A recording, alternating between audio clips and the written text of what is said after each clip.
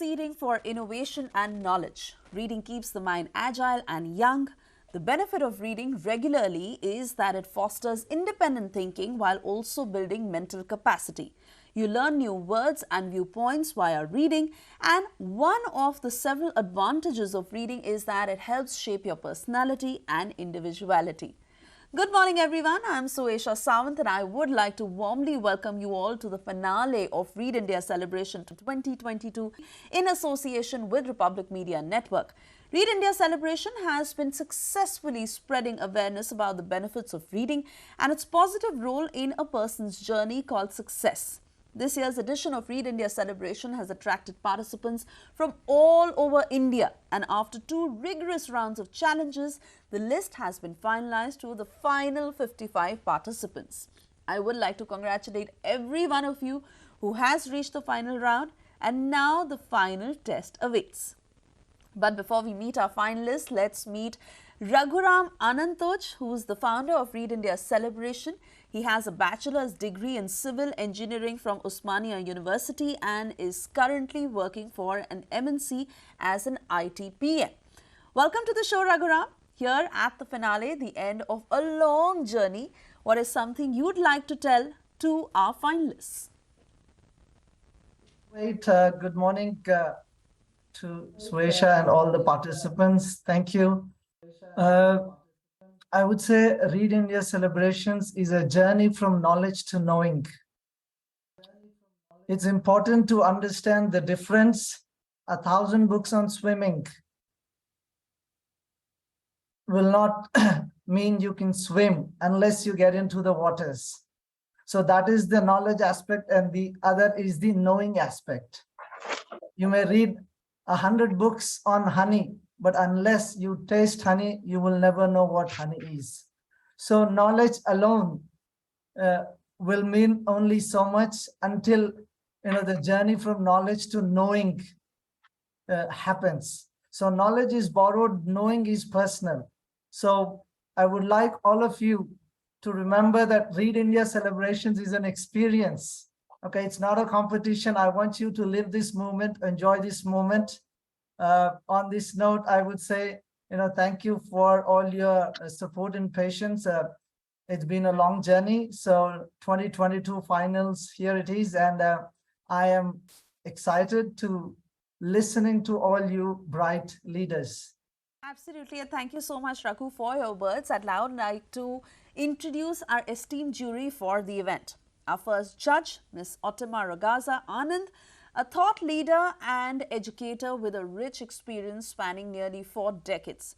She's been working for more than a decade as a housemaster and senior teacher of English at Sindhya Kanya Vidyalaya, a premier girls' residential school. She is a recipient of the Bharat Shiksha Ratna Award for 2021 and was selected among the 75 top educators from around the world by Microsoft to be featured in Microsoft's Teacher Appreciation Experience. Thank you so much for joining us, Ms. Ottima. Would you like to share your thoughts before the finale with everyone? Thank you. I'm sure your reading adventure was rewarding. We are also confident that your words of wisdom will enlighten others and inspire viewers to develop a love for reading. I would like to listen to each participant now. Absolutely, Thank you. absolutely, Mr. Gaza. And thank you very much for those inspiring words.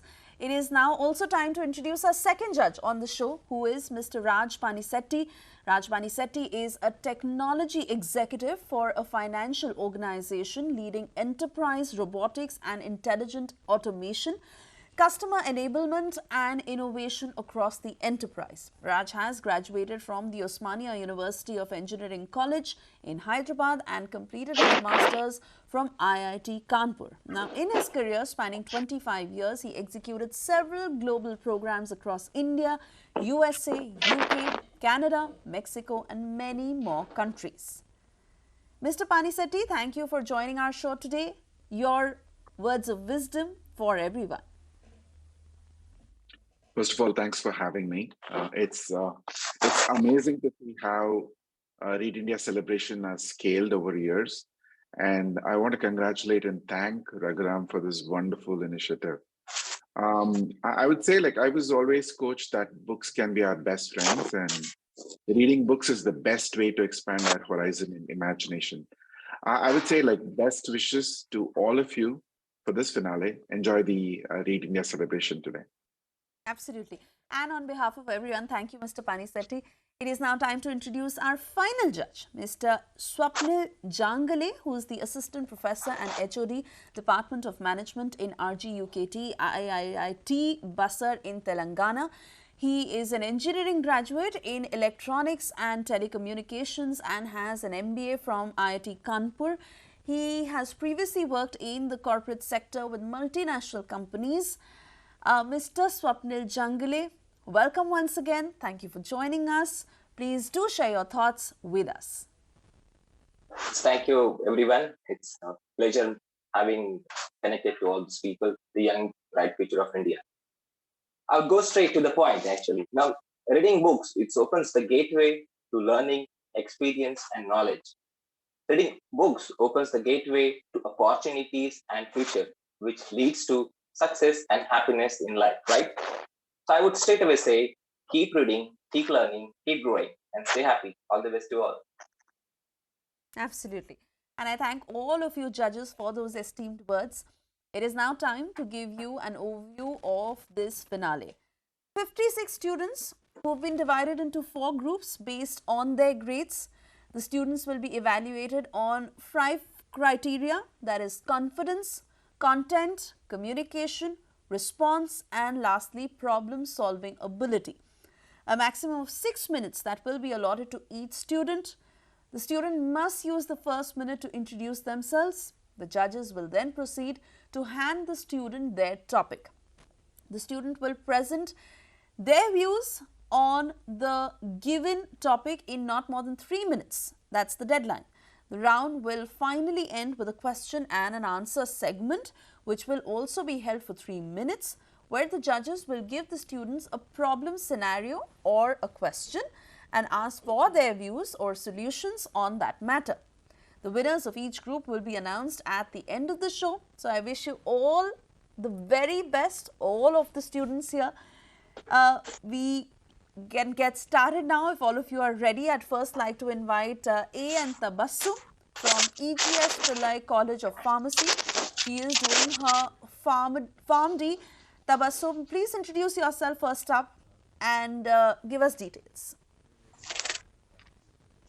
Hello everyone, my name is Tabassum and I am a pharmacy student and currently I am pursuing my graduation from EGS Pillai College of Pharmacy, Nagapattinam, and I am a self-motivated and hardworking person, and during my leisure hours I enjoy reading books and listening music. Thank you. All right. Thank you for that introduction, Tabassum. I'd also like to now ask Ms. Uttima Ragaza Anand to present to you the topic that she would like to give you. So the topic for you is the road ahead for humanity. The road ahead for humanity will be based on knowledge. So if you take knowledge, we get knowledge from different sources like books, and also we learn from people. So the major tool through which we get knowledge is through education.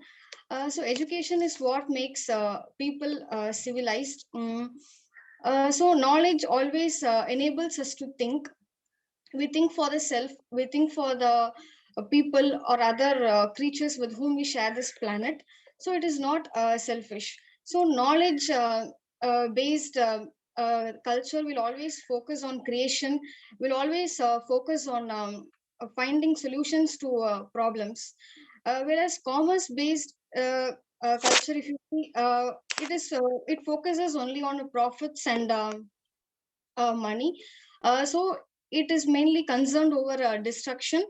And we all know that money has the tendency to make anyone and everyone greedy.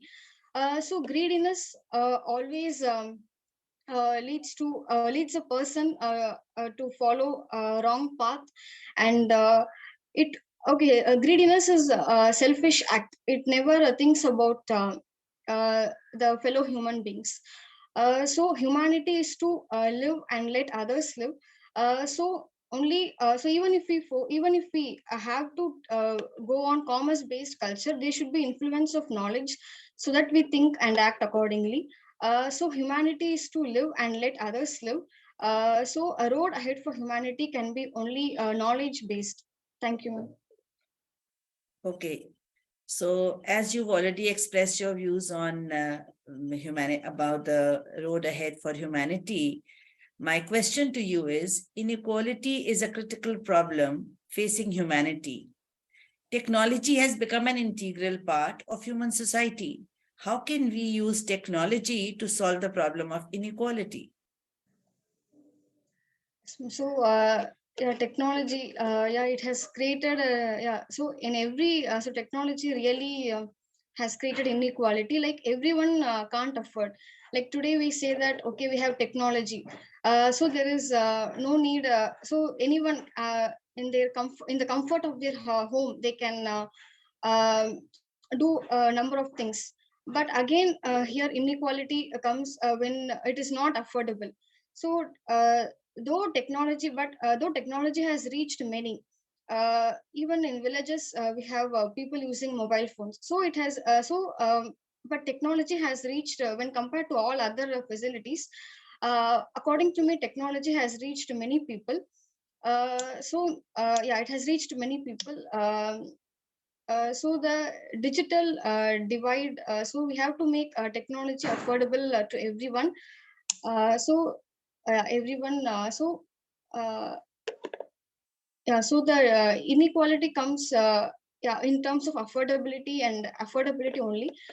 So ma'am, I think that many okay, when we take other facilities, but technology has reached a lot to people when we compare other facilities. How can you use technology, I ask you that, to solve the problem of inequality? I just want to rephrase that same question differently. Like, with technology, how can everyone benefit? Like now, can remove that inequality of people. What would you say about that? Yeah, so everyone can everyone has the ability to see the whole world, right? So we have mobile phones in our hands. So there is no need of spending money. So there is no need of spending money. So we have everything in the mobile. So knowledge. So today, yeah. So if you take students, they don't need to spend money for books, or yeah, we have everything in the mobile phones, right? We can download a book or anything, notes we can download. So spending or yeah, so there is no much of spending. Like a single mobile phone can cater all our needs. So the mobile phone we can okay, attend like this kind of conferences or meetings. Okay, yeah, we can even in health, even in healthcare, okay, where even in healthcare, like even doctors, like when they are not available to a particular patient through online meetings, they are able to um, they are able to give timely instructions, timely instructions to save the life of a patient. Absolutely, Tabassum. It was very nice to hear you. And we'd now like to move on to our next student. I'd like to invite Aishwarya Shankar Desai from Rajaram Bapu Institute of Technology. She's currently pursuing her first year of MBA. Aishwarya, firstly, please introduce yourself and do speak to all of us. Good morning all of you. मैं first Hindi में बात करना चाहूंगी। मेरा नाम ऐश्वर्या शंकर देसाई है और मैं मिरज से हूँ। मैं अभी RIT कॉलेज में Rajaram Bapu institute of technology Islampur में MBA कर रही हूँ। मैं सेल्फ मोटिवेटेड और पंक्चुअल लड़की हूँ। In my family, there are 4 members: my papa, me, my mom, and my brother. Thank you for that. Of course, we now know you better. Yes, yes. I would just like to ask Mr. Rajpani Sethi to present the topic to Aishwarya.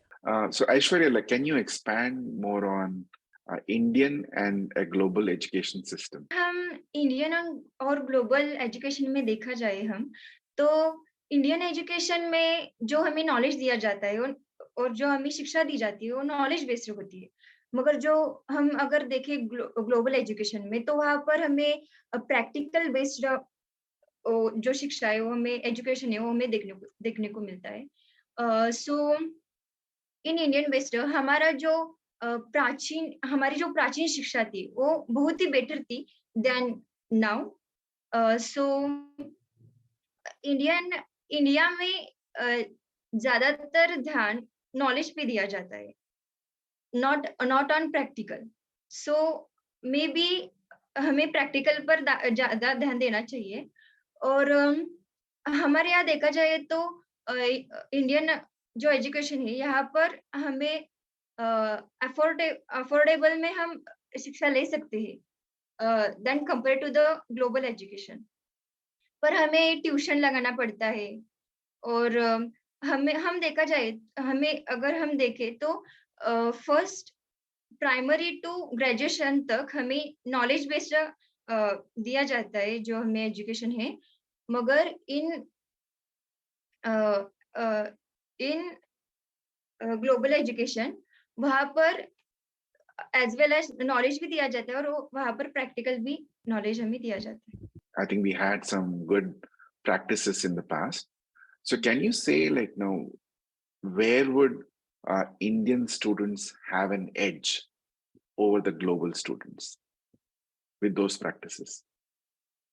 Sorry sir, मैं समझी नहीं। Where do you think Indian students will have an advantage over the global students because of the practices you have in your education system? अगर मैं हिंदी में अनुवाद करूं तो यहाँ जो भारतीय छात्रों को क्या एडवांटेज मिलता है या अपना इंडियन एजुकेशन सिस्टम में इंटरनेशनल स्टूडेंट्स के ऊपर? यस सर, अगर हम देख नॉलेज इज आल्सो इम्पोर्टेंट, मतलब हमें नॉलेज भी इम्पोर्टेंट है एज वेल एज प्रैक्टिकल। सो अगर आपको कोई भी अगर काम करना है तो उसमें आपको नॉलेज होना बहुत इम्पोर्टेंट है। सो हमारे इंडिया में प्रैक्टिकल नॉलेज भी दिया जाता है, बट ज्यादातर नॉलेज हमें मतलब हमारा ज्यादातर नॉलेज बेस्ड एजुकेशन है। सो this is very useful for any situation. We can handle any situation based on knowledge. Okay. Do you think global students will not have that advantage? Like, because they do also practical aspect that, like what you said, उनका तो practical का experience भी है. So what is the real advantage? Any other points you want to add? Sorry sir. Any other आप और कुछ points add करना चाहेंगे क्या? Like Indian students जो उनको बहुत फायदा मिलता हो global students के ऊपर? यस सर, अगर हम देखा जाए तो हमारी जो प्राचीन जो एजुकेशन है वो हमारी बहुत ही स्ट्रांग है। हमें यहाँ पर नॉलेज दिया जाता है कि हमें हमारे भावना कैसे हमें रिप्रेजेंट करना है और किस सिचुएशन में हमें लोगों के साथ कैसा बर्ताव करना है। सो this is also important and also beneficial for the Indian education system. Okay, thanks Aishwarya. I'm good. Thank you. Thank you, sir. Yes, thank you Aishwarya, very well spoken. And I'd now like to move on to invite Arati Mahesh Parmaj from Rajaram Bapu Institute of Technology. She is currently pursuing her third year engineering. Arati, if you can please introduce yourself. Thank you, ma'am. I am Aarti. I am from Rajaram Bapu Institute of Technology. I recently pursuing my degree from electrical stream. And basically, as sir has told, knowledge is a power in today's world, right? So I think that our writing, our reading, and our speech, these three things are very important. And what and it ultimately wins you the race, because and it has also proven by a Dr. Babasaheb Ambedkar. And ultimate my vision of life, I like to give a little bit contribution as the journey of India from developing to the developed country. So thank you. Aarti, I'm sorry, but I'd just like to tell you the network is not very clear and I believe your bandwidth is low in case you want to do anything about that. Otherwise, we'll just proceed. And for your question, Mr. Swapnil Jangale will present you with the topic. Mr. Swapnil Jangale. Hello, Aarti. I wish you all the best. Your topic for today is, what do you think? Should people focus more on entrepreneurship or they should go for a job seeker? Most of the times म्हणजे मराठीमध्ये असं म्हणतात की राजवाड्यात राहून नोकर बनण्यापेक्षा मी माझ्या झोपडीत राहून राजा म्हणून राहील. ह्याच्यात इंडिकेट होत की आपण क्रिएटिव्हिटी जी आहे किंवा आपलं नॉलेज जे आहे ते एंटरप्रेनरशिप मधून जास्त डेव्हलप होईल. म्हणजे जॉब सिकर्स मध्ये आपण म्हटलं तर तिथं मोस्ट म्हणजे आपल्या क्रिएटिव्हिटीला किंवा आपल्या नॉलेजला वाव नाही भेटणार, कारण तिथं फक्त जे आपल्याला सांगतील त्या पद्धतीनेच आपण करणार. म्हणजे मला याच्याबद्दल एक एक्झाम्पल सांगायला आवडेल की हे आईन्स्टाईन जे नाही कोण होते त्यांनी डीसी मशीनचा शोध लावला. मग डीसी मधून नंतर ना एसीचा शोध लावला टेस्लाने. मग टेस्ला त्यांनी एक कंपनी जॉईन केलेली. मग त्या कंपनीमधून त्यांना इंडक्शन मोटरवर प्रोग्राम करायला किंवा त्याच्यावर एक्सपिरियन्स करायला त्यांना कुठेतरी लिमिटेशन्स येत होते. मग त्यांनी ती कंपनी सोडून त्यांची वेगळी डेव्हलपमेंट केली आणि त्यामुळे आपण इंडक्शन मोटर आज आपण मोस्ट वापरतो. म्हणजे जे मोस्ट सायंटिस्ट पीपल आहेत त्यांनी काय केलं की आपल्या क्रिएटिव्हिटीला वाव देऊन त्यांनी त्या ओरिएंटेड काम केलं. त्यामुळं जॉब सिकर्स पेक्षा एंटरप्रेनरशिप ही बेटर आहे. आणि आता आपल्या पीएम मोदी सर जे आहेत त्यांनी पण आत्मनिर्भर भारत ही कन्सेप्ट चालू केलेली आहे आणि खूप सारे स्टार्टअप्स देखील त्याच्यामध्ये जॉईन झालेले आहेत. त्यामुळं एंटरप्रेनरशिप म्हणजे आपल्या क्रिएटिव्हिटीला किंवा आपल्या डिसिजन मेकिंग थिंकिंग असेल, आपलं कम्युनिकेशन असेल, त्याला जास्त प्रायोरिटी किंवा वाव मिळतो. आणि according to the satisfaction and according to the people this may vary as per entrepreneurship and the jobs. तुम्ही ज्या भागाला रिप्रेझेंट करतात, सब ग्रामीण, not to metro urban area, तिथे तुम्ही ऑन्टरप्रिनरशिपला कसं प्रमोट करू शकता जेणेकरून खालच्या थरातले जे लोक आहेत, महिला, ग्रामीण पुरुष, ते ह्या ऑन्टरप्रिनरशिपचा एक मेजर पार्ट बनेल. आणि आपला भारत, मला माहितीच आहे, आपला भारत 70% गावात राहतो. तो 70% गावातला राहणारा भारत कसा पुढे जाईल आणि जे की इंडिया शायनिंग. मोस्ट सर म्हणजे आपल्या इकडं कसं असतं की जे घरगुती लोणचे बनवतात, पापड बनवतात, त्यांना देखील आपण प्रमोट करायला पाहिजे. म्हणजे त्यांचं एखाद्या सिटी लेवलला त्यांचं एक्झिबिशन किंवा त्यांचं जे प्रोडक्ट्स आहेत त्यांना तिथं मांडणी करायला संधी दिली पाहिजे. म्हणजे लाईक एक्सपो आपण ऑर्गनाईज करतो किंवा बिझनेस मध्ये म्हणा, तिथं त्यांचे एक्झिबिशन्स वगैरे जरी ठेवले तरी त्यांनी प्रमोट होतील.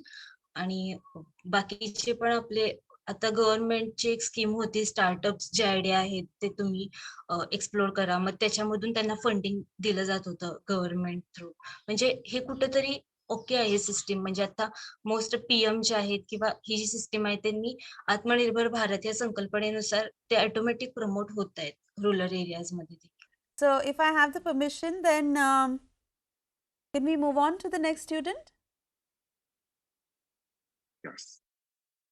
All right. I believe yes, Aarti. Thank you for sharing your thoughts. And we now move on Thank you so much, ma'am. to Archives. Archives MCB from Hello. BMSCE in Bengaluru, currently pursuing engineering. Archives, I'm not too sure if I'm pronouncing your name correctly. If I'm wrong, please do correct me, and please introduce yourself for all of us. Good morning. My name is Arkesh. It's pronounced as Arkesh. I'm a third year engineering student studying in BMS College of Engineering, Electronics and Communication. So my main habits are reading, and sometimes I distill that knowledge. I mean, I read a lot of variety genres, non-fiction, autobiographies, fiction, and sometimes with the help of that, I write my own poetry. Thank you. Fantastic. And I'd like to ask Miss Otima Ragaza to present you with your topic. Miss Otima. So, Arkesh, I would like you to express share your thoughts on the topic. Is there a need to introduce a global citizen element in the school education system while keeping the local flavors? Yes, thank you so much for the topic. I do believe that it is incredibly crucial to include a global element because students are from different religions, they come from different cultures. So, but the only thing that unites them is the knowledge that is being shared. And we know that even knowledge these days is being distilled into like different versions. We're not being taught. We're not being taught in the exact same manner, which is, with all due respect, it has its own pros and cons. But I believe that if students want to connect with one another and they are from different regions, uh, practical experiences are what unite them. Knowledge is what sustains our current education system, but the practical experiences is what brings students from different across different countries together.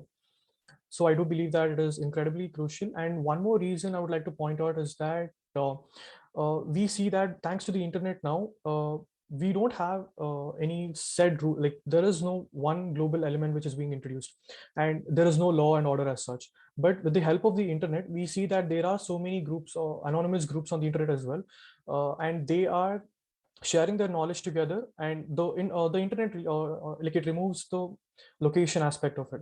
All of us can connect with anyone at any point of time. So that's one of the major element through which they share their experiences, build on each other's knowledge instead of being constricted to just what is being taught in their community. So I think the internet has played a huge role in that. That was nice listening to your shares, your thoughts. Arkesh, my question to you is, since you agreed with the topic, if you are inducted in the government of your state and you are given the charge to do the needful, what would you do in the first 6 months so that significant, according to the topic, you can see the change? First thing I would like to introduce, if I'm held accountable for this particular project, would be that I would introduce cross-country collaborations with students, because students' mind must be the awareness level must be widespread. It's being only constricted to that particular institution. They don't know what is happening outside of their own bubble. So the first thing I would introduce is cross-country collaborations where they share each other's knowledge, their perspectives, and their practical experiences. So that way, the actual goal of learning is accomplished. That's good. You talked about that you are very fond of reading different genres and autobiographies, many of the autobiographies that you've read. We would like to know any one person whose autobiography you were really impressed by, or something that your takeaway, and what your takeaway has been. Personally, my reading journey started not too long ago. It was a second chance which I got into reading.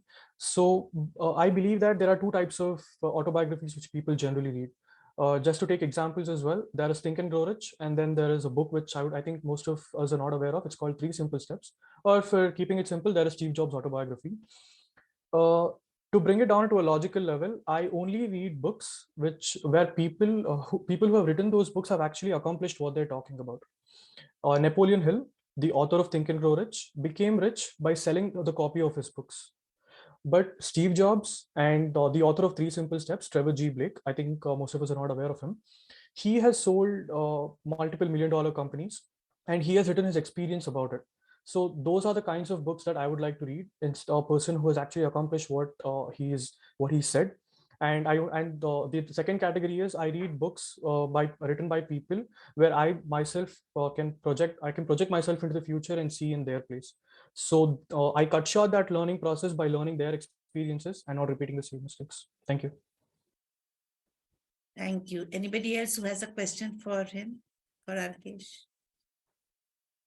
I think he summarized the point very well, that knowledge alone is not will not work, right? You may read 1,000 books, like I said, and jump into the water, it is sure to drown you unless you've known swimming, right? Yes, sir. There has to be a personal experience to Yes, sir.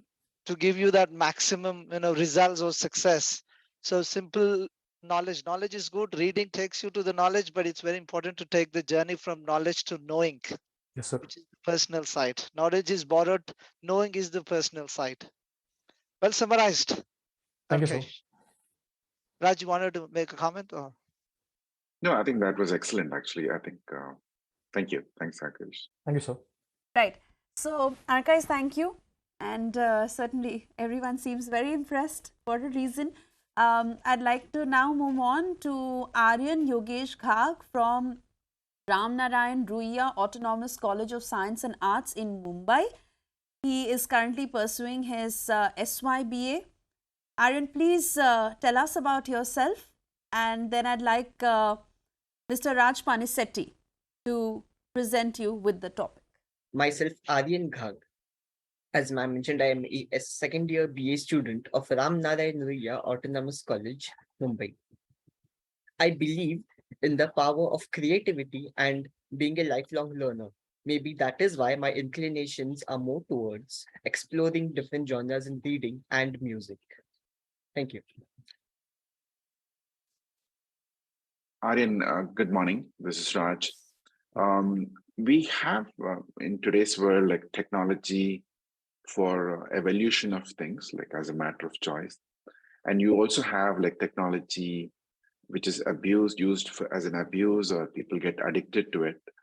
Can you share your viewpoints on this particular topic? Yes. First of all, thank you, sir, for this wonderful question.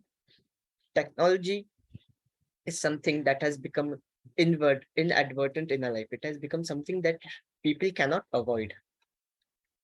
If one is to look back in the future, the thing that people might use to mark various periods in history would also be the development of technology and how it has shaped the world. Technology, as many things around us, has both its pros and its cons. Technology has become a medium to not restrict people to boundaries. It has opened the world for people. It has opened the gates for multiple things to explore, to understand, to imbibe. Technology is not just becoming a source of knowledge, but also a source of expressing oneself, to express one's ideas, to express oneself, to find footing in this ever-changing, ever-expanding world. On the flip side of it, there's also this fear of being addicted to technologies that might not be correlated to one's own development. It might act as a distraction in many times as well. But the thing that we should always understand, in my opinion, is to strike the right balance. As the Greek philosopher Aristotle had pointed out, moderation is the key to everything. Moderation is a key to a good life. And I believe that the line between the use and abuse of technology also lies in this core element of moderation. Thank you. So if we have to go a little deeper, can you share a few examples of how technology has changed your life positively? Oh, interesting. Well, as I had mentioned, technology for me mainly has become not just a source of knowledge, but even a source of expressing. I mean, we are able to express our views and ideas in this Read India celebration through the medium of technology. We are on a platform like Zoom where we are connected to people all around India and even all around the world. So I believe that technology for me, not even today and even in the future, can become a medium of understanding, learning, and also expressing. Thank you. And anything, I think that has, you saw it as an abuse in your life, like technology, or it's kind of become an addiction for yourself? Addiction, in a way, I don't believe myself to be completely addicted to technology, but rather, in a way, I think I am linked to it inadvertently. I mean, all the work that I have to do, everything in some or the other way links to technology. So I believe that over there, technology is making me making me addicted to itself. But again, the question boils down to the use of it, for what I am using. I mean, if I use technology to read books, or if I use it to learn new things, it will surely be something that is more beneficial, I believe, rather than just using it as a medium of purely entertainment. I'm not saying that entertainment is not necessary, it's not important, but again, coming back to my point, moderation is important. I think thank you so much for stressing on the point of moderation towards entertainment. There are other areas where you could have a lot more of technology helping you in day to day and many other things. So great points, Aryan. Thank you. Yes. Thank you, sir. Thank you so much for this opportunity. All right. Thank you again, Aryan. And we move on to now invite Atya Izhar from Anand Engineering College in Agra. She is currently pursuing her BTech. Atya, tell us more about yourself, after which I'd like Mr. Swapnil Jangale to present you with your topic. I do not see Atya on the link. Looks like she's not on. Atya? Looks like she's not on. So I think we can move on to the next participant. I just want to remind everyone quickly that, time is a constraint. I want everyone to, keep in mind 3 minutes is what you get for the topic and another 3 for the question. Okay. So let's go to the next. All right. Suyash.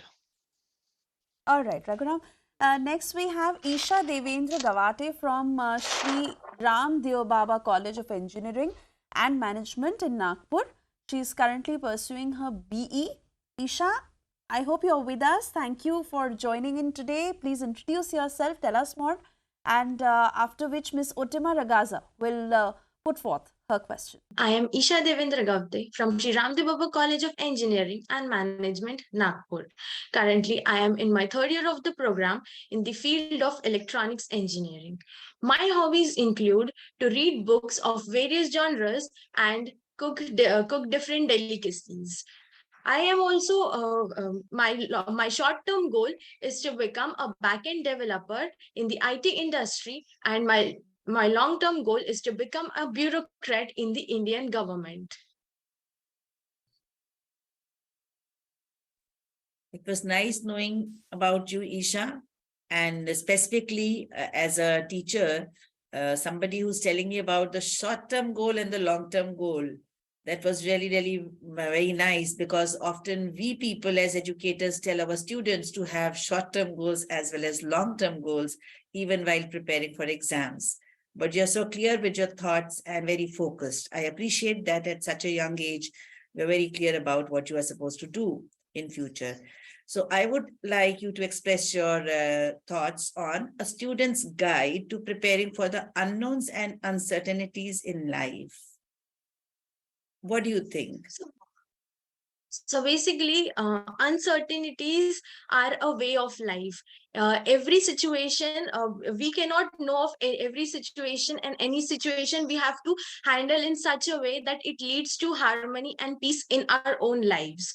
So I would say a guide to uncertainty and uncertainties in life is that we have to keep a calm in life and have such a thought process that would help us reach our goals properly. Apart from it, I would say the uncertainties are like a ray of hope towards whatever we do in our future, or whatever we are trying to perceive in our future. And of course, reading has helped in this thought process as well, because I was a very uncertain person, because my thought process was not clear at some point, and I was in the confused mindset every time whenever I thought about what I will do in the future. So reading has helped me to grow. Reading has helped me on how to think clearly and have a vision about the future, as well as it has guided me a lot in whatever I am doing right now. So I think this uncertainties are like they would give a ray of hope to me in my future, and I would say that it would help me to achieve more. Okay. So as you said, reading has helped you to clear the confused thoughts that you had earlier. So, and you've just stepped out of college and you are in the, school, and you are in the college now. So my question to you will be, how, according to you, can schools prepare a young student for the challenges life may throw at her? Like, it's you're talking here, so I use the pronoun her here. Specify precise actions besides reading. Okay. Besides reading, there should be a one-on-one talk with the counselors in the school, so that they would try and prepare everybody about whatever is going in the future, or whatever stream they would like to pursue in the future. Apart from it, I would also say that a counseling to the parents is an important step towards it, because sometimes parents are the ones who force their child into a particular stream. This is not the case with me, luckily.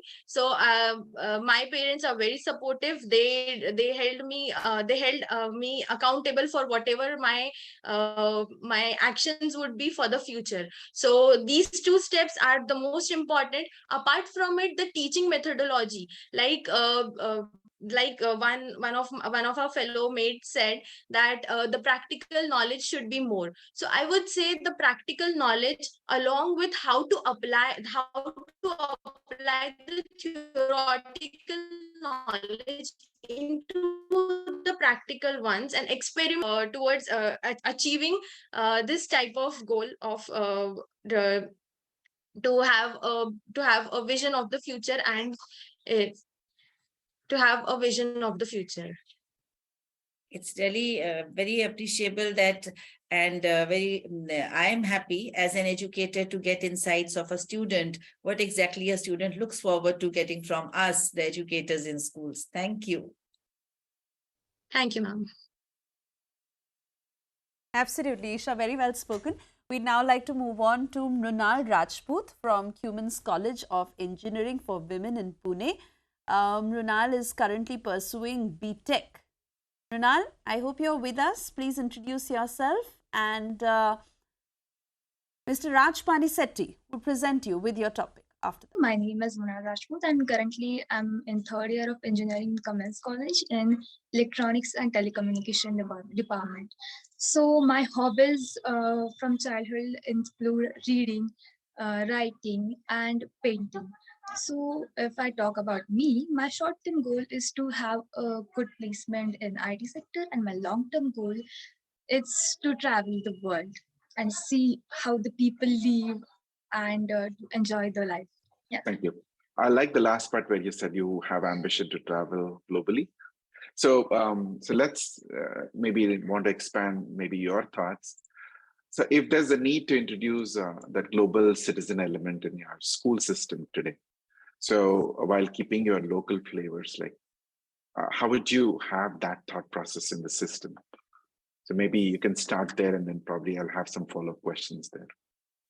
So, sir, I feel that introducing the global citizen element in school, keeping the local flavor is actually a very important part for our future generation. So today we are becoming a global village where everyone is living together, comes together, and helps anyone in the need, and helps to develop and move forward into the life. So if we introduce the global citizenship element, so global citizenship element is, I don't feel that new. So centuries ago, Socrates said that he was not only the resident of Athens or Greece, but of the world.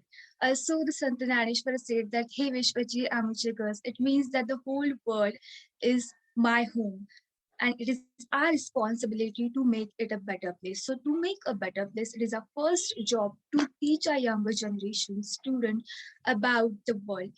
So if we introduce the global citizenship elements, the student will develop the core competencies to engage in the multicultural world. So as an external affairs minister, External Affairs Minister S. Jaishankar said that world is not a unipolar anymore. The world is becoming a bipolar. So it is our responsibility as a school to prepare our younger generation, because when they are prepared, they will be able to empathize and sympathize with others. And also will help to make a world a better place, a better planet, a sustainable planet, and a peaceful world. It was my education who uh, who made me that able to empathize with people facing problems in the other world. When so because it means that when children's will know the problem faced by children's or society in the other countries, then they will be able to take notice more and take a more decisive decision, and uh, think about impact of their decision on people or other countries. So if we can take an example as a cheap fashion. I never knew where the cheap fashion in the era of mass production come from, but recently I got to know that behind my funky clothes, there are the people who are paying for their lives. The rivers in South Asian countries, African countries, where the manufacturing is going on, are turning into colorful. Color color can be yellow, red, and it is becoming hazardous. It was my education who made me able to empathize with women in other countries who are facing the patriarchy, misogyny, and fighting for their rights.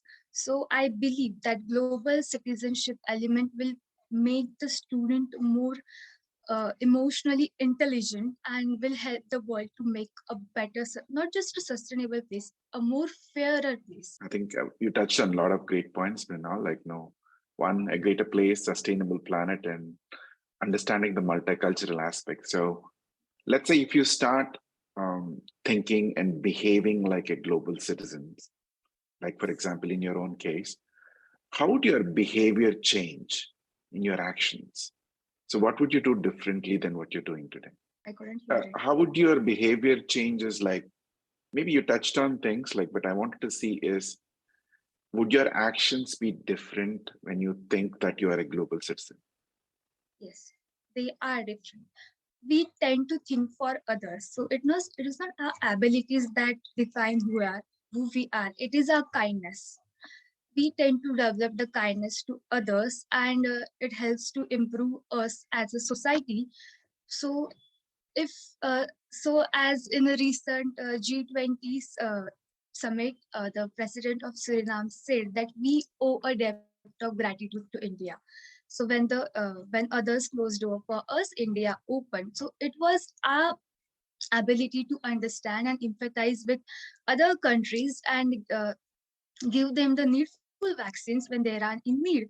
So it will. So if we introduced and uh, plan this quality in the every citizen of India. So when they go, we recently noticed on an NRI day that they are giving they are helping with their abilities to the world to make a better place.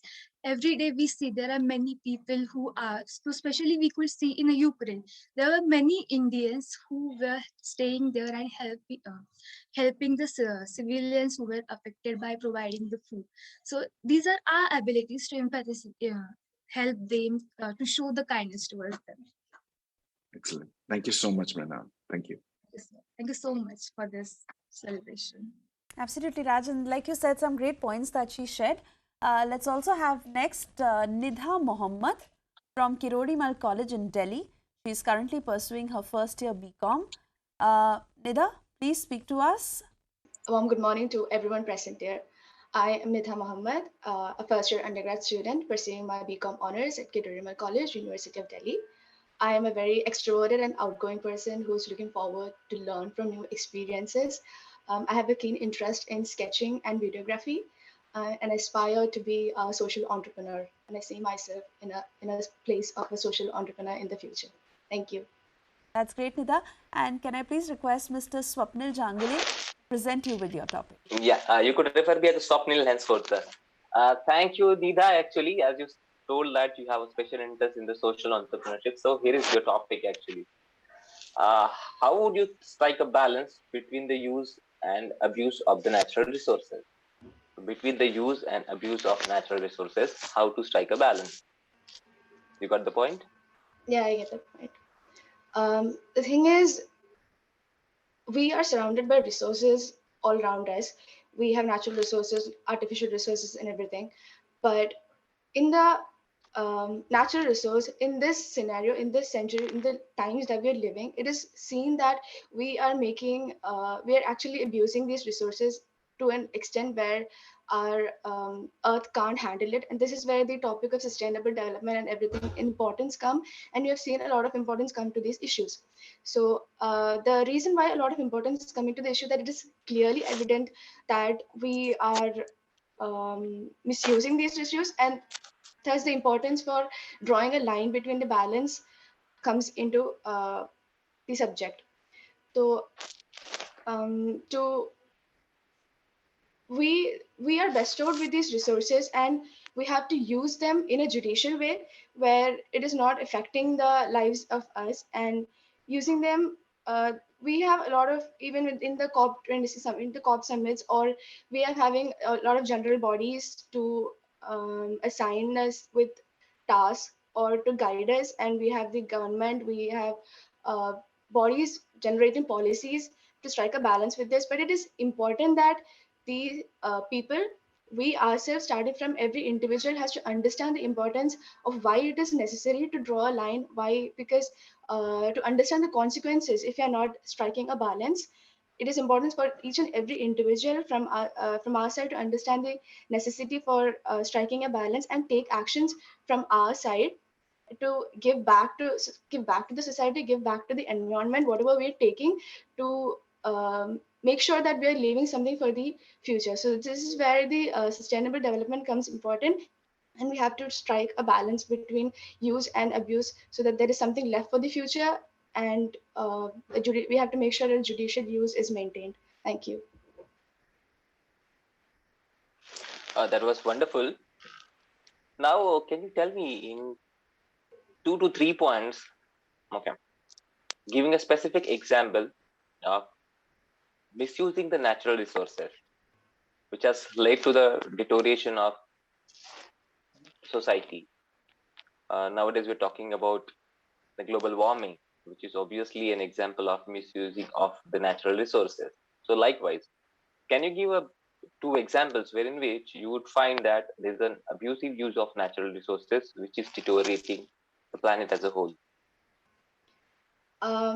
If to take about 2 examples, the first thing, since I'm living in Delhi right now, let's come with the topic of pollution.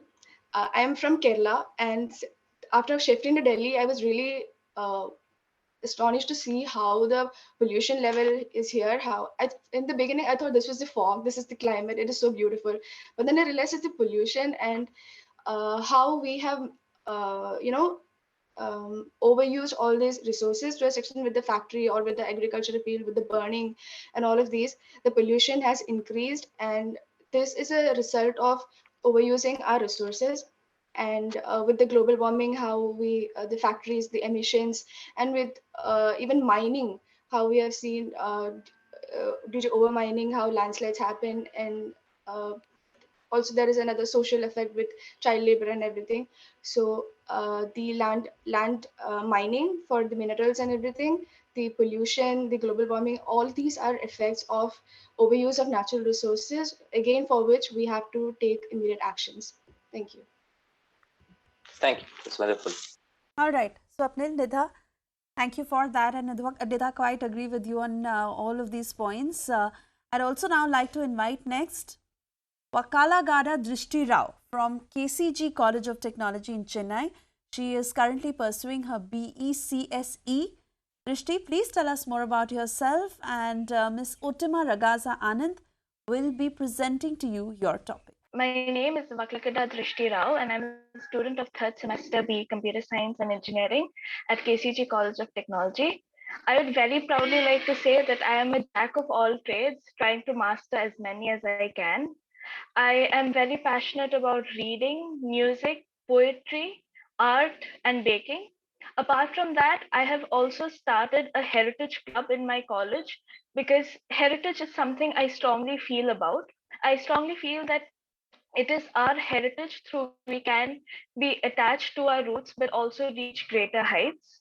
Apart from that, I've been a part of many projects, one of them being the Yusuf Fulbright funded project, which explored alienation in the Northeast. So these are things I truly feel about. Apart from that, for my future goals, I want to become a professor, and that comes from the inspiration from my parents who are both in the education field. So that's about myself. That's nice to know about you, Drishti. Surely you are already jack of many traits and you are trying to master quite number of them, right from kitchen to culinary skills to your websites and the other things. My topic to you is a progressive society. Is it people or state driven? I'd like you to express your thoughts on this. All right. So I think a progressive society is majorly people driven because a society is made by the people, and it is the drive and the enthusiasm of people which can actually bring forward a society. We can also think of, so I take an example that suppose you've been given a full, $500 budget to cook a beautiful dish, but you're not using that budget and you're just coming up with something very simple, for example, it just shows that you're not interested into progressing. So it is very important that whenever we are given some whenever we're given facilities, whenever we are given benefits for doing something towards the society, it is very important that we use them with full enthusiasm and actually progress towards something which is beneficial for the whole society. Yes, it is true that there are people who have their own personal benefits in mind, but when I talk about society, I think we have to aim on achieving goals and achieving uh, the success which is beneficial for the lowest strata of society and the highest strata of society, so that everyone can progress towards a better future. Okay. So my question is related to the same topic. And surely you understand, although you say that it's the public-driven, people-driven that is a progressive society, but nothing can happen without the support, full support of the state as well. So my question to you is, how do the contributions and actions intersect in creating a just and equitable society for all? Right now. So I think, as you said, that the state also has, a lot to do when a society has to progress. So that is what I wanted to bring forward. That no matter how much we are supported by the state, it is the people who have to put it into action. Because until and unless something is put into action, there's not going to be much benefit from it. So the correct intersection of achieving a just society would be a society where people feel safe to talk about their rights, a society where people are comfortable enough to talk about or have the freedom to express what they want. So as you all know that China recently, because of all the protests that is happening, there were people roaming around with blank papers which just explain that this is their freedom, that they don't have any freedom actually, so they can't express themselves, so that's why they carry blank papers. So I think for a society to progress and for it to be just, it is very important that there's a meeting point where people can freely come and express their wants and needs and work together to achieve it. Okay, that's good to hear. Now, a little about your future prospects. As you talked about that, you said you will be a professor. So Yes. how would you make a difference in helping the society to progress as an educator at that in higher education of the country? Yes, ma'am. So for me, education is something I strongly feel about because I have both my parents from the education sector, both of them are professors, and I've seen them being so passionate about teaching. So that's what makes me very intrigued into this, this whole profession. So when I think about myself in the higher education sector, I would like to make my classes in the future a very safe space for students where they're free to bring out as many ideas as they think about. Because now that I'm in college, or now how much ever I've been in school, there's been a constant fear that maybe if I bring up such a topic, or maybe if I bring out this doubt, the teacher might not appreciate it. So I think it is very important that I create a space for students, or a space for anyone who comes to me to learn, where they're free to bring out as many ideas, as many doubts, as many questions that they have, because it is questions which lead to answers. Because if we all the great scientists came up with all their inventions because of a question that they had in mind. And when it comes to the progressing of the nation in general, I think when there are great questions, there are great answers, and great answers will lead to great solutions.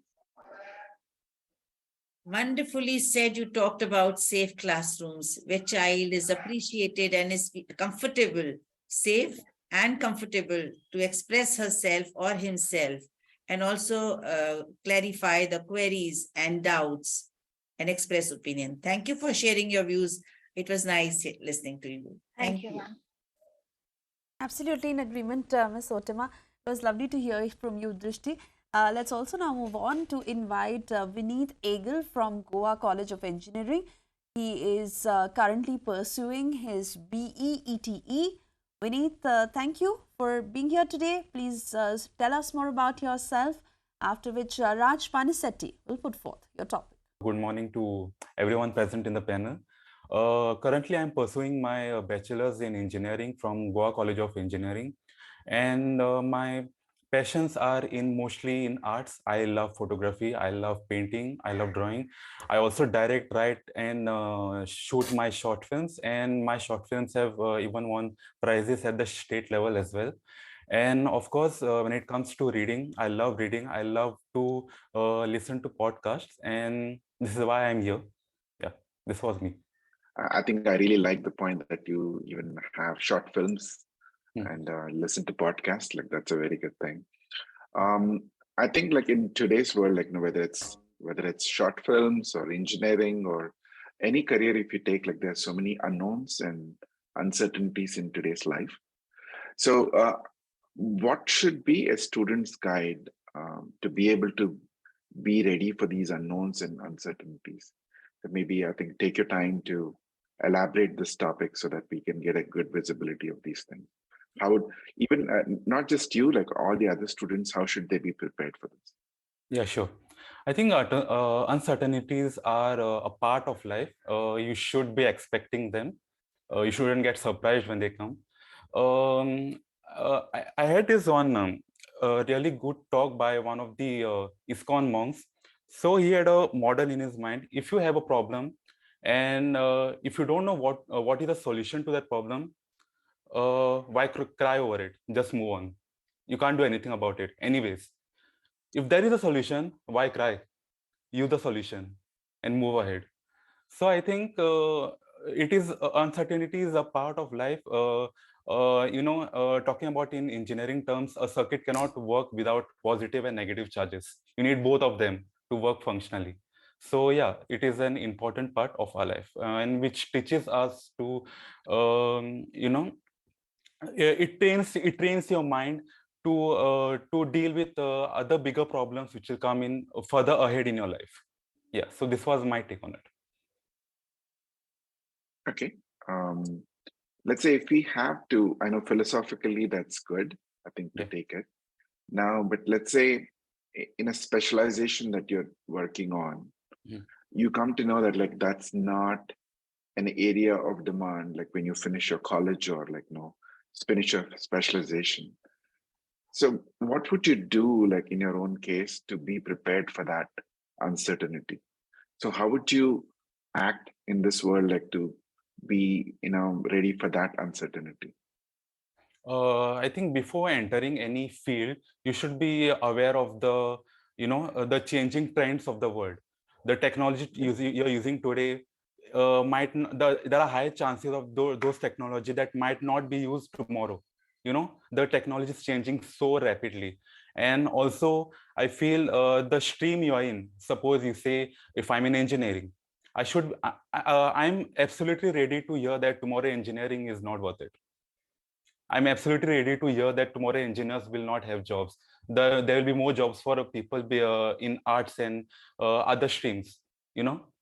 I think I'm absolutely ready because I know the statistics that India is saturating with engineers. So I think before entering any field, you should have the statistics of what is already going on, and then move ahead and be prepared. It's like investing money in stocks. You sit with the chart, you try to predict where the revenue will go, where the growth will go, and then only you put your money in. At the same time, you're aware that it will go into a recession, so you shouldn't get tensed about it and retrieve your money. There might be a chance that it might grow again. So that's how I see it. Thanks a lot, Vineet. Great points. Absolutely great point, Vineet. And moving on to now inviting Nidhi Thakare from Perm State Medical University in Russia. She is currently pursuing her first year in medicals. Nidhi, thank you for joining us. Please tell us more about yourself. Swapnil will be presenting your topic to you. Myself, Nidhi Thakare. Currently, I am pursuing my first year at Perm State Medical University, Russia. And my hobbies are art. Then I like to read. I like to write poems and articles. And I love to dance. So these are my hobbies. So, okay, Nidhi, good to having you here. Since you are a medical student, so you have a broad idea about education, healthcare, nature cares. So here goes your topic. Your topic is the top priorities for the state: education, healthcare, nature care, and employment creation. Okay. So according to me, the top priority for state right now, I think it is nature care. Because we are living here because of nature. If nature will be destroyed, then how would we live? So the top priority, I think, is nature care. We should take care of our nature. We should plant more trees. Recently, one of my friends, he visited Himachal Pradesh. So he told me for his trek with his friends. So they told me that those who live there, they are living their life on the expenses which tourists give to them. But nowadays, number of people visiting there going on decreasing, because he told us that there is a snowfall, and that previous few years ago, this snowfall was seen there in the month of November, December. But due to the pollution, because of visitors, this snowfall is seen in the month of January and February. So because of the pollution created by people, their whole atmosphere is changing, and the amount of visitor is also declining there. So this is causing threat to that nature, environment, and also lives of people. So I think nature care is the most important aspect of our life. And we all know that food, cloth, and shelter, these are our basic needs, and we are getting this from nature. Nature is giving everything free to us without expecting anything from us. So I think in return, we should take care of nature, as nature is the only thing in this planet which is giving us lot without expecting anything. So nature care is very important according to me. It's okay, that's great. Okay, so what is your view and idea about the education and healthcare? Now you have chosen the nature care actually. If you want to summarize these 4 quick points, like what is your view about Education. just Okay, hold on. I would like to About speak on hold on, education. just a minute. Just summarize about education, healthcare, nature care, and employment bundled together, because you know these things goes hand in hand. Education, Yeah, healthcare. You are education. medical students. For your educations, you are moving to Russia, right? Yeah. So So education, Indian employment education system. creation. Okay. This is a bundle. This topic is a bundling of everything, like education, healthcare, nature. So what do you see here and there as far as healthcare, Okay. education, or employment? Hmm. Give a So, specific thought. Share your specific experience. so my experience regarding educational sector, there is too much competition in a medicine field in India. For getting into government colleges, one should score more marks, and the number of student giving exam is too high, and seats for medicine sector is too low. So competition is too high. So I opted to come here. Uh, and the difference I see is there is in our education system, students are facing too much depression, stress because of studies. But here everything goes very easily. We are learning with fun. And when I was in India, we were just studying whole day, whole year. So this is a difference which I noticed. And when it comes to health sector in India, number of doctor is very low. There are too many patients in every field, every everywhere, but the doctors providing service is very low number of doctors. Right. So I believe, Nidhi, you've made your point to Swapnil. Thank you for sharing your thoughts. We now move on to invite Pratmesh Vidyadhar Ghatke from Rajaram Bapu Institute of Technology in Sangli. He is currently pursuing his second year mechanical engineering. Pratmesh, thank you again for being here. Please share more about yourself with us. Ms. Otama Ragaza Anand will be presenting to you your topic. Yes, I'm Pratmesh Ghatke, currently studying in second year BTech Mechanical Engineering in Rajaram Bapu Institute of Technology. I would like to take a moment to share with you all why I chose engineering. As majority of the participants or the students have expressed their views, and I would like to quote on this fact that the judges involved in this Read India celebration, also students, hold the background of engineering. This really made me realize and inspired me that engineers rule the world, or they only have the ability to change the direction of the society. And this has made me more, what we say, to love my profession, in which surely I'm going to graduate as an engineer, but I'm striving to be a better human. And that is me, Pratmesh Ghatke. Thank you. Ratnesh, it was so nice hearing you. And I'm so happy to say that you talked about engineers, and you said engineers rule the world, will rule the world, and they rule the world today as well, because the organizers are engineers, most of them. And I am one who makes engineers. I am a teacher in a school where you start you have a focus, a very clear vision of what you're going to be in the later part of your life. Interestingly, and a matter of coincidence, that all 3 children of mine, they are engineers as well. All right. So it's nice to be in the gathering of all engineers. My question to you, the topic to you is, is there a need to add a course or a subject on emotional intelligence as part of the curriculum for high school students globally? Yes, my stand is yes, there is a need to add a subject.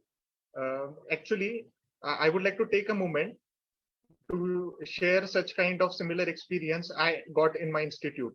We have an additional subject which holds the name as Jivan Vidya, in which they have told or they have curriculated everything which is to be needed while integrating your professional life with your personal life and with your self life, which individuals don't practice anything for developing their self. This whole type of curriculum our institute has provided us with a topic named Jivan Vidya, in which they have covered the point emotional intelligence. Oftentimes, I have my fellow friends, who have failed in first year engineering due to this problem, the emotional intelligence they weren't aware about. They were engaged in several activities, extracurricular plus in their personal life, which has led them to fail in academic life. And it creates a great impact that most of the students or any individual or professional, even after pursuing that degree, they face the problem of not getting their emotions to the moderation. It's not needed to remove our emotions, but it is definitely required to keep our or to hold them at a moderation. Yes, there is a need to introduce emotional intelligence. Okay, so when you've said that already, I would like to, and you have a subject in your college, as you rightly mentioned. So I would like to know what are the measures, how can schools measure the effectiveness of an emotional intelligence course? Like, what is it that your college does? I talk about at the school level because that was my topic, but surely even at your college level, you can say, what are the measures of how do they measure the effectiveness? That whether children are really learning or whether it is effective or something more has to be done and the course has to be modified according to the need of the students. Yeah. Rightly mentioned, engineering holds the toughest background to strive the student very hard. So yes, of course, our college has introduced several practices wherein we got engaged in doing something like discussion forums where only we students with like-minded or of our choice with our friends, we have been put together into a room where we discuss the real in Marathi we call it especially in Kolhapur we call it Mapa Kadne. We literally sit down in a room together to just what we say to mention out the ambiguities or the problems while teaching of a particular subject of a particular teacher or but professionally we need to tell it to back to that professor or to that regarding concerning faculty that this course is not providing us with anything and we need to add something or we need to discuss something regarding the same. So this has enabled us to analyze the factor of how or what we are getting through a particular course or even the course which I mentioned of Jivan Vidya, the same. Okay. So the last question to you here is, do you see any potential challenges that schools or colleges may face when implementing such a course?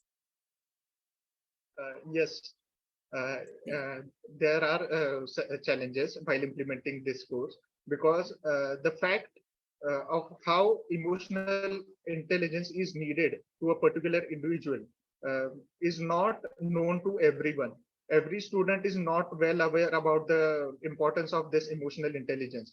So most of the time the negligence happens from the students' end and they don't get the output which was expected to be received after the course. So it is far more important that the environment of the institute or college school is to be that which creates the awareness of the how emotional intelligence or several emotions related practices are important in student life, so that they may achieve their highest of their selves in the coming future. It is at implementing stage of this course, it is far more important to make faculties aware about the fact that how an unaware student about emotional intelligence may lose a lot in his life without being without getting knowledge about it. Okay, thank you so much. And Thank you. wonderful getting insights of us from the students' point of view. Thank you. Yes, thank you. Oh, yes, absolutely. There is so much to learn from all of you. And on that note, I'd like to invite Pramath Prashant Mugi from RV College of Engineering in Bengaluru. He's currently pursuing his BE ECE. Pratham, I hope I've pronounced your name correctly. Please do introduce yourself. Tell us more. After which, Mr. Raj Panisetti will be presenting your topic to you. I am Pramath Mugi. I am a native of Hubballi, Karnataka. I am presently residing in Bengaluru and I am studying engineering at RV College of Engineering, Bengaluru. My areas of interest are watching movies and cricket. So my topic for you is in today's world, you see people doing well as an entrepreneur, or people who do well as a job growing in rankings, like to a good level in there.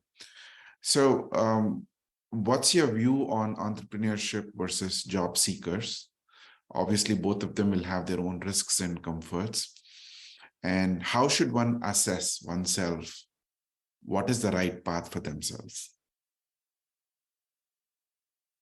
Entrepreneurship is nothing but leadership. Leadership comes from a person who's leader needs to be accountable. He needs to have the ability to lead people by example, and also he needs to be empathetic and understand the people's needs and his company's needs to lead the company in a better way. For a job seeker, you need to be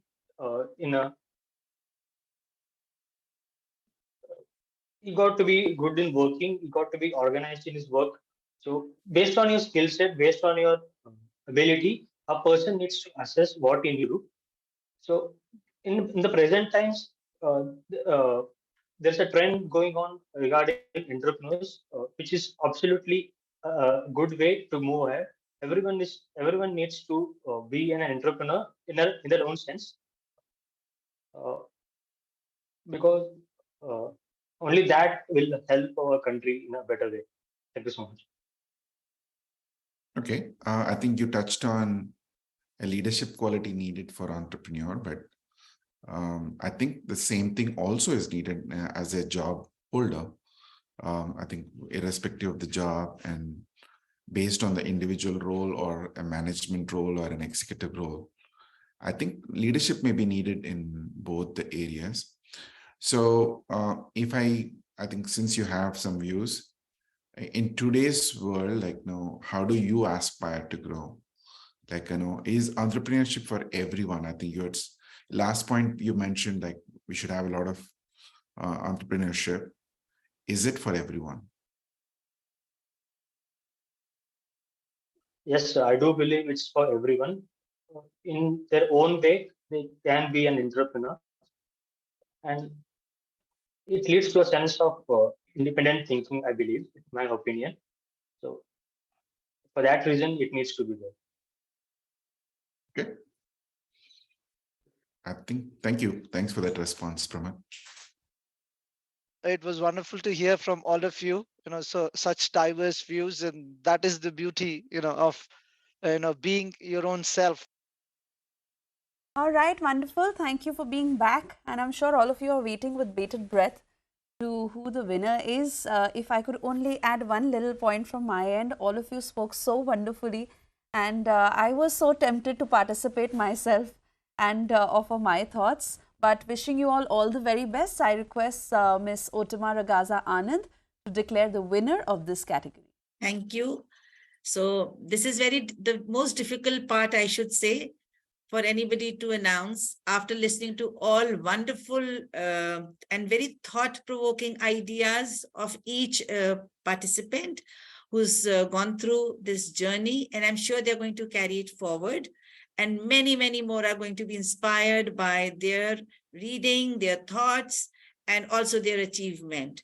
So it was a very tough time for the judges here to finally decide upon, but as it's part of the game, we need to have a couple of names, and we've appreciated everyone surely, and we are very impressed, yet we have to zero down to a couple of names. So to begin with, the first, I don't start with the first position, I talk about the consolation award goes to Isha Devendra Gawate. And with a very close margin, she gets a consolation. The second prize is, the second position is awarded to Mrunal Rajput. And the first, I am sure everybody guesses the same, it is Arkesh MCB. Hearty congratulations to all of you. Each participant here is a winner. All the best to all of you. We look forward to meeting you again the next year. Thank you so much, Mom. It's an honor. Congratulations to all the participants. You're all winners in your own way. It's not a competition. We've been saying, read, think, act. You've gained so much, all of you, and you are you're all future leaders for the country. Thank you very much for your support, and we wish you all very best. Thank you. Thank you so much, sir. Thank you so much, sir. Absolutely. Thank you so much to all of you for joining in.